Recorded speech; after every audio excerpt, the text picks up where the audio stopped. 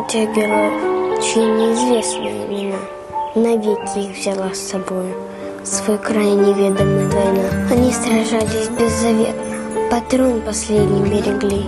Их имена приносят ветром, печальным ветром той войны. Порой слышны на поле боя через десятки мирных лет: «Прикрой меня, прикрою, Коля!» Вспыхнет вдруг ракеты свет. А Коля в этом тихом поле лежит, не встанет никогда. Лишь горький ветер нам порою напомнит страшные года. Сегодня мало кто заплачет, придя к могилам той войны. Но это все-таки не значит, что позабыли Колю мы. Мы помним это горе. Осталась в памяти война.